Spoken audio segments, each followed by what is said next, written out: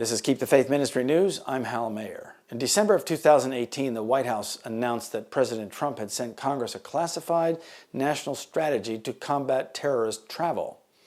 2 months later, in February 2019, the White House released both this national strategy to combat terrorist travel, supposedly as signed in December of 2018 and with no indication that it had ever been classified, and a companion national strategy for aviation security, also unclassified and dated December of 2018. These two documents together give an overview of both the extent and the manner in which the U.S. government intends and believes that it has the authority to surveil all travelers, monitor and log all movement of persons in the United States and worldwide, and exercise administrative prior restraint over all such travel based on extrajudicial pre-crime predictions. Nowhere in either of these vision statements is there any mention of the First Amendment, right of the people to peaceably assemble, the right to travel, or international human rights treaties, nor is there any mention of existing legal means for restricting movement through court orders, injunctions, or restraining orders, of judicial review, of administrative controls, or indeed of any role at all for the courts. And while these documents were signed by President Trump, they express goals that have been pursued by both Republican and Democratic administrations. Here are some of the main themes in these roadmaps for government action.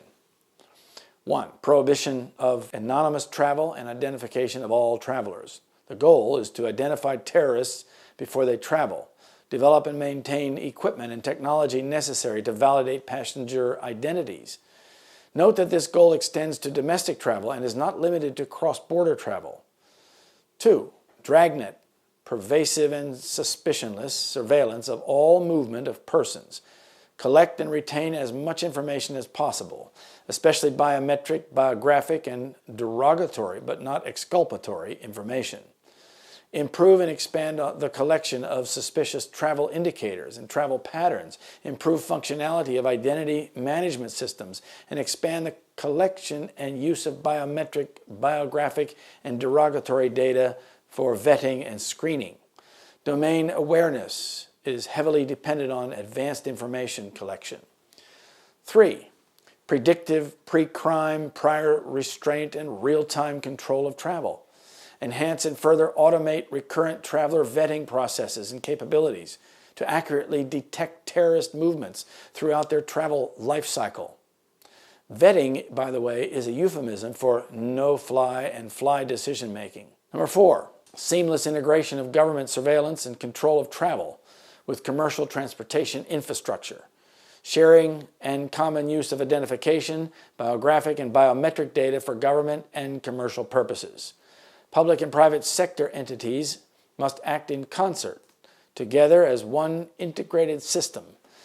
Domain awareness requires unprecedented cooperation and action among public and private sectors.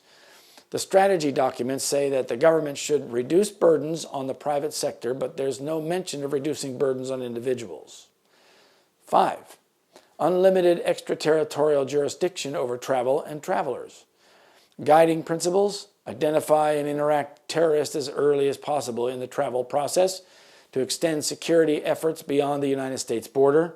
And 6. Globalization of U.S. travel surveillance and control models. Encourage and support efforts by foreign partners to bolster traveler screening, data collection, data analysis, and data sharing, including biometric and other traveler data, to improve capabilities to identify or detect terrorists. 7. Policy laundering through international organizations. The United States will cooperate with foreign partners to enhance international standards and best practices. This will include initiatives pursued through international organizations that include private sector participation.